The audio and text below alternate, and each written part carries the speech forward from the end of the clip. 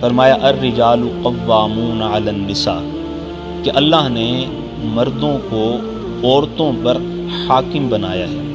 قوام کہتے ہیں کسی بھی نظام کو چلانے کے لیے جو اس نظام کا سربراہ ہوتا ہے، کیونکہ اسلام نے خاندانی نظام کو بہت اہمیت دی ہے۔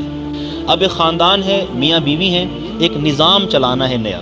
یہ معاشرے کی بنیادی اکائی ہے، گھروں سے معاشرہ بنتا ہے۔ گھر کے ادارے کو چلانے کے لیے فیصلے کا اختیار کس کو حاصل ہوگا؟ تو اللہ رب العزت نے کلیئر کر دیا کہ الرجال قوامون، کہ فیصلے کا اختیار مرد کو ہے۔ مرد گھر کا سربراہ ہے، مرد گھر کا حاکم ہے۔ کیوں؟ بما فضل اللہ بعضهم علی بعض، کہ اللہ نے بعض کو بعض پر فضیلت دی ہے۔ تو مرد کا گھر کا حاکم ہونا یہ ایک تو وہبی ہے، اللہ کی طرف سے طے شدہ ہے۔